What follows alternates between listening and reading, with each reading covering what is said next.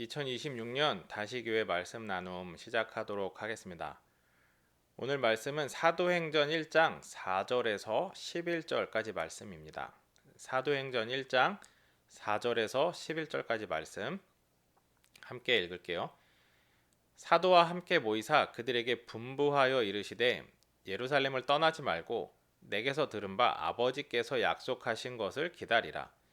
요한은 물로 세례를 베풀었으나 너희는 몇 날이 못되어 성령으로 세례를 받으리라 하셨느니라.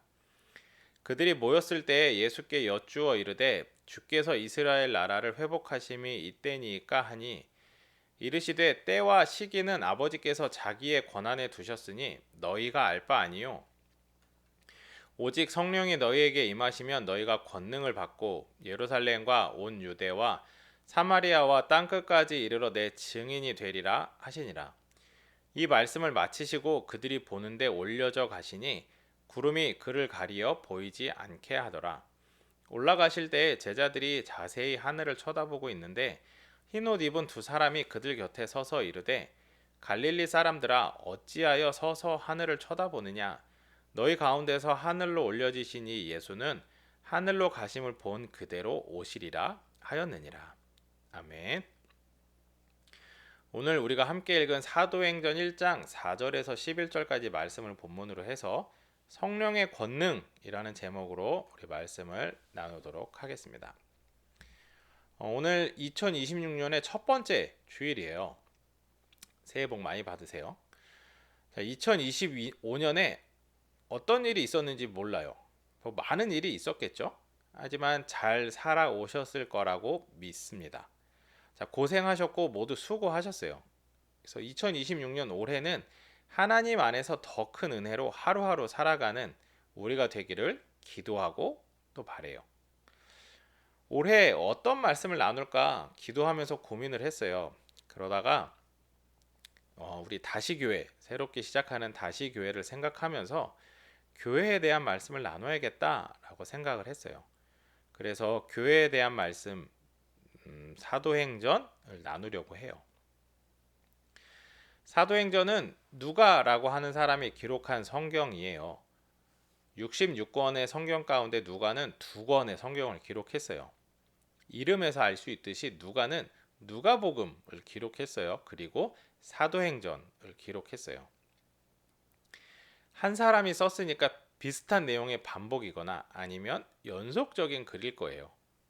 그리고 그 안에 담긴 누가의 생각이나 언어 습관, 표현 등은 비슷할 거예요. 사실 사도행전은 누가복음의 연장선이라고 할 수 있을 것 같아요. 내용을 요약해 보면 누가복음은 누가가 기록한 예수님의 이야기예요. 예수님이 이 땅에 사역하시면서 나타나는 이야기예요. 근데 사도행전은 누가가 기록한 사도들과 교회의 이야기예요. 예수님이 승천하시고 난 후의 기록이라고 할 수 있는 거죠. 그러니까 예수님이 이 땅에 계실 때의 기록은 누가복음, 예수님이 승천하시고 이 땅에 안 계실 때의 기록은 사도행전. 그러니까 이어지는 기록이라고 할 수 있겠죠. 언급한 것처럼 사도행전은 사도들과 교회의 이야기를 하면서 그들을 변호해요. 당시 로마 사회는 기독교를 박해했어요. 모두 알다시피. 그런 상황에서 교회의 모습을 이야기하면서 교회가 나쁜 공동체가 아닙니다. 교회는 이상한 공동체가 아닙니다. 라는 걸 말하고 있어요.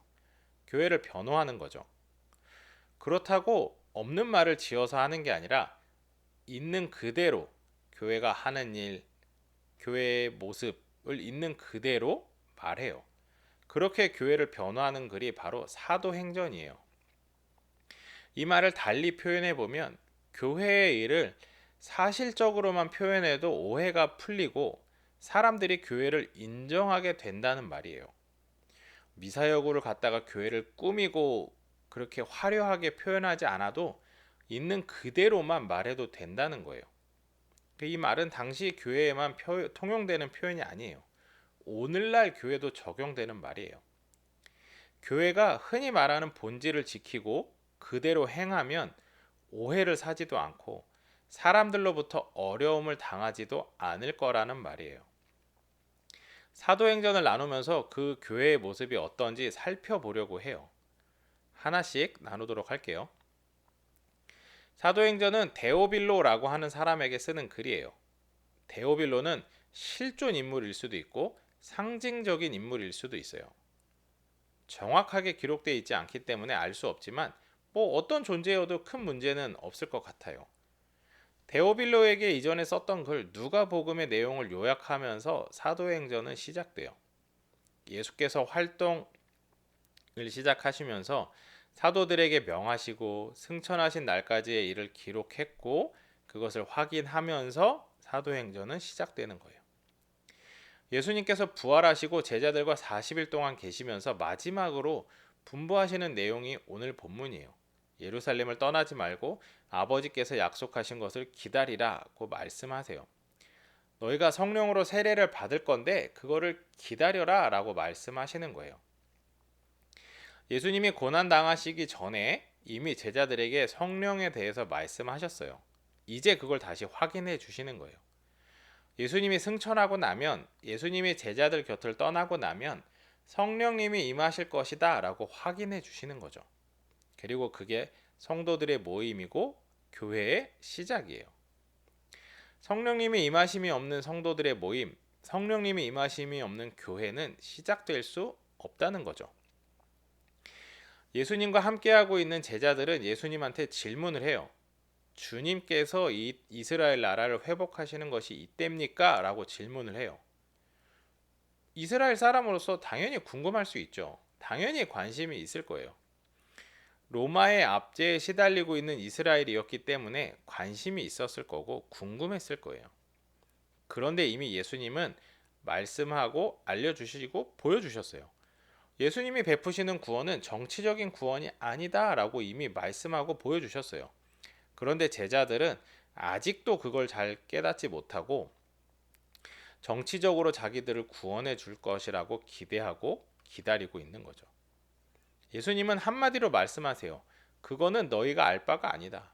몰라도 된다는 말이죠.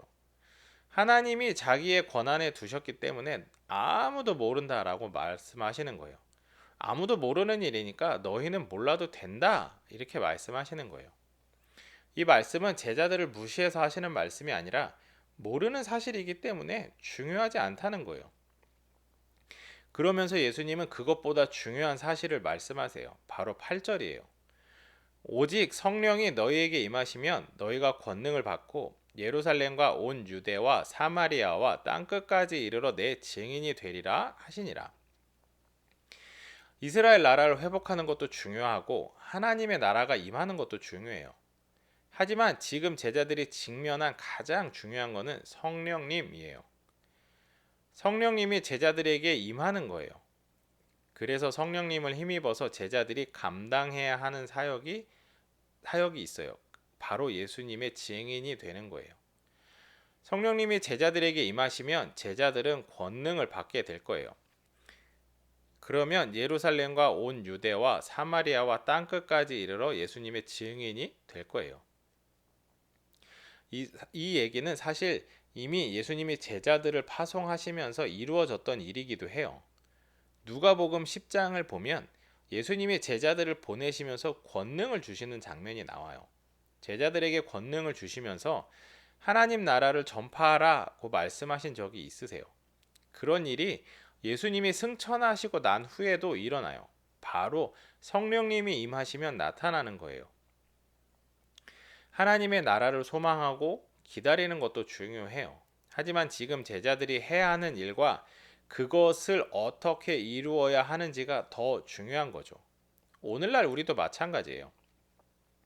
우리도 마찬가지로 구원을 기다리고 하나님의 나라를 소망하고 기다려야 돼요. 그렇지만 막연히 그것을 기다리고 있기만 하면 안 돼요. 지금 우리가 해야 하는 일이 있어요. 복음을 전하는 거고 하나님의 나라를 전하는 거예요. 예수님은 제자들에게 이렇게 말씀하시고 승천하세요. 하늘에 오르시는 거죠. 당연히 제자들은 예수님을 바라보고 있었을 거예요. 누군가 하늘에 오른다. 하늘에 오르는 사람을 당연히 보고 있었겠죠. 그것도 다른 사람이 아니라 지금까지 자기들과 동행하고 자기들을 가르쳤던 사람이 하늘에 오르고 있는데 당연히 바라보고 있었겠죠. 그런데 그 마음은 놀라움일 수도 있고 두려움일 수도 있어요. 어떤 마음이든지 그들은 하늘을 바라보면서 예수님을 보고 있어요. 그런데 제자들 곁에 흰옷 입은 두 사람이 말을 해요. 너희 가운데 하늘로 올려지신 예수는 하늘로 가신 그대로 오시리라. 예수님의 승천을 보면서 예수님이 다시 오실 것을 말해요. 제자들이 예수님한테 처음에 질문했던 거, 이스라엘의 회복하심이 이때니까 라는 질문에 대한 답이 될 수도 있고, 예수님이 떠나고 불안해하는 제자들을 안심시키기 위한 말일 수도 있어요. 천사들의 말을 제자들이 듣고 어떻게 반응했는지, 이 말을 듣는 천사들의 맞는 제자들 중에는 예수님이 전에 하셨던 말씀을 기억하는 사람도 있을 거예요. 다시 올 거라고 하는 예수님의 말씀을 기억하는 사람도 있을 거예요. 그 말씀을 기억하지 못해도 예수님이 다시 오실 거라는 사실을 기대하는 사람도 있을 거예요. 아니면 그냥 뭐 누군가의 말이겠지 하고 큰 관심이 없을 수도 있어요. 어떤 모습이 맞고 우리 모두 그래야 된다라고 말할 수 없어요. 우리 모두는 생각이 다르고 그에 따라 나타나는 반응이 다르기 때문이에요. 여러 모습의 사람이 있으니까 획일화되게 어떤 모습이 맞다고 할 수 없어요. 우리가 어떤 생각을 가지고 어떤 반응을 하느냐가 중요한 게 아니라 예수님이 다시 오신다는 사실이 중요한 거예요. 그래서 가능하면 우리 모두가 그 사실을 믿고 기대했으면 좋겠어요. 예수님이 다시 오신다는 그 변함없는 사실을 믿고 기대하는 우리가 되었으면 좋겠어요. 정리해 볼게요. 사도행전은 교회를 변호하기 위한 누가의 글이었어요. 교회가 시작하는 것부터 교회가 하는 일, 사도들의 일 등을 기록해요. 그러면서 교회가 올바른 공동체라는 것을 이야기해요. 그게 바로 사도행전이었어요. 그런 사도행전의 시작은 성령이에요. 오직 성령이 임하는 것으로 시작해요. 제자들은 이스라엘 나라의 회복이라고 하는 솔직한 그들의 질문이 있었지만 예수님께 그거는 가장 중요하지 않았어요. 예수님께 가장 중요한 것은 제자들이 감당해야 하는 거예요. 사명이라고 하죠. 그리고 그 사명을 감당하기 위해서는 성령님이 임해야 돼요. 예수님께 중요한 건 그거예요. 제자들이 사명을 감당하는 것, 아니면 그보다 더 중요한 것은 제자들에게 성령이 임하는 거예요. 성령의 임하심이 제자들의 사명의 시작이고 교회의 시작이라는 거예요. 예수님은 하늘에 오르셨고 그 모습 그대로 다시 오실 거예요. 예수님이 승천하신 것, 그리고 예수님이 다시 오실 것은 변하지 않아요. 변하지 않는 사실 가운데 우리도 우리에게 주어진 일을 신실하게 감당해야 돼요. 그것은 복음을 전하는 것이고 그것이 교회예요. 교회는 반드시 성령님이 임해야 되고 성령의 능력으로 그 일을 감당해야 돼요. 사랑하는 여러분, 오늘날 이 땅에 정말 많은 교회가 있어요. 감사한 일이죠. 그리고 또 많은 교회들이 계속해서 생겨나고 있어요. 이 역시 감사한 일이죠. 그리고 그 많은 교회 가운데 다시 교회가 또 새롭게 시작을 하고 있어요. 우리 다시 교회가 성령님이 임하시는 그런 교회가 되기를 바라고 기도해요. 그리고 이 땅의 많은 교회들이 성령님이 충만히 임하는 그러한 교회가 되기를 바랍니다. 시간이 지나면서 교회의 모습은 많이 변해요. 지역이 다르고 문화가 다르고 사람들이 다르기 때문이에요. 그래서 사도행전에 나타난 교회의 모습을 문자 그대로 적용할 수는 없을 거예요. 적용해서도 안 돼요. 성경을 연구하고 그 속에 담긴 본질을 찾아야 돼요. 그리고 현재의 모습을 연구해서 적용하는 방법을 또 찾아야 돼요. 신학자들만 할 수 있는 일이 아니고 목회자들만 할 수 있는 일이 아니고 성도들만 할 수 있는 일이 아니에요. 모두가 마음을 모아서 찾아야 되고 적용해야 돼요. 그렇게 살아가야 돼요. 그게 바로 교회예요. 그렇게 교회의 모양은 변할 것이고 또 변해야 돼요. 그런데 변하지 않아야 되고 놓치지 않아야 하는 것이 있는데 그게 바로 성령님이에요. 교회는 어떤 순간에도 어떤 상황에서도 성령님을 잊으면 안 돼요. 성령님이 없으면 안 돼요. 반드시 성령님이 임한 상태여야 되고 성령님으로 충만한 상태여야 돼요. 그것이 온전한 교회의 모습이고 사명을 온전히 감당하는 교회의 기본 조건이에요. 놓치지 않아야 되는 거예요. 질문 하나만 하고 마무리하려고 해요. 그러면 성령님이 임하시고 권능이 임한다는 것은 무슨 의미일까요? 이 질문에 답을 하고 마무리하려고 합니다.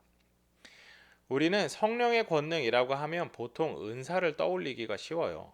방언을 하고 병을 고치고 귀신을 쫓아내고 이런 초자연적이고 일반적이지 않은 일, 흔히 말해서 기적이 나타나는 것을 생각하기가 쉬워요. 물론 그것도 맞아요. 그것도 성령의 권능이죠. 하지만 그게 전부는 아니에요. 성령님이 임하시면 우리가 권능을 받고 예루살렘과 온 유대와 사마리아와 땅끝까지 이르러 증인이 돼요. 두 가지로 볼 수 있을 것 같아요. 먼저 증인이 돼요. 성령님이 임하고 권능이 임하면 우리는 하나님을 전해요. 그래서 하나님을 믿게 돼요. 이게 첫 번째예요. 그런데 그 전에 하나님이 증인이 되기 전에 이루어지는 게 있어요. 뭐냐면 예루살렘과 온 유대와 사마리아와 땅끝까지 이르러야 돼요. 가는 거예요. 가서 보는 거예요. 이게 성령님이 임하시면 나타나는 권능이에요. 나와 상관없는 지역으로 가서 나와 상관없는 사람들을 보고 만나는 거예요. 성령님이 임하시고 그 권능이 임한 사람은 다른 사람을 만나고 보게 돼요. 그 사람들에게 복음을 전하게 돼요. 그 사람들에게 사랑을 전하게 돼요. 그 사람들을 사랑하게 되는 거죠. 성령님이 임하셔서 나타나는 가장 큰 권능은 바로 사랑이에요. 나와 상관없는 사람, 내가 모르는 사람, 어쩌면 나를 좋아하지 않는 사람, 어쩌면 나를 반기지 않는 사람, 어쩌면 나에게 적대적인 사람일지라도 그들을 사랑하고 그들을 위하는 마음, 그게 바로 성령의 권능이라고 하는 거죠. 우리에게 그런 성령의 권능이 있으면 좋겠고 그것이 우리 교회, 이 땅의 많은 교회들의 기본이 되기를 바래요. 사랑하는 여러분, 세련된 교회의 모습을 찾다가 성령님을 놓치면 안 돼요. 사람들을 위로하고 격려하고 돌보고 너무나 중요하죠. 근데 그 시작이 반드시 성령님이어야 돼요. 그래야 하나님의 마음이 나타나고 그래야 하나님의 사랑이 나타나요. 그게 교회예요. 우리가 한번 돌아보면 좋겠어요. 나는 과연 성령으로 충만한가? 나는 성령님을 인정하고 성령님이 임하도록 바라고 기도하고 있는가? 그래서 나는 다른 사람을 사랑하고 섬기고 있는가? 올바른 교회의 모습을 고민하고 찾아가고 실천하는 것 우리는 잊지 않아야 돼요. 하지만 그보다 먼저 성령님을 잊지 않고 놓치지 않고 지켜가고 기대하는 우리가 되었으면 좋겠어요. 그렇게 우리의 신앙이 시작되고 우리의 교회가 시작되기를 바라며 기도하겠습니다. 제가 기도할게요. 사랑의 하나님 감사합니다. 오늘 사도행전 말씀을 읽고 나눕니다. 하나님, 이 땅에 교회가 시작될 때 성령님이 임하심으로 시작되었음을 압니다. 하나님, 우리가 성령님을 믿고 의지하고 기대하고 바랄 수 있게 하시고 그래서 성령의 권능이 임함으로 우리가 해야 할 일들을 감당하게 하여 주시옵소서. 무엇보다도 먼저 우리 안에 하나님의 사랑이 있게 하시고 그 사랑으로 사람들을 사랑하고 우리에게 맡겨진 일들을 잘 감당할 수 있는 우리들 다시 교회가 될 수 있도록 하나님 인도하여 주시옵소서. 감사하며 예수님의 이름으로 기도드렸습니다. 아멘. 다시 교회 말씀 나눔 마치도록 하겠습니다.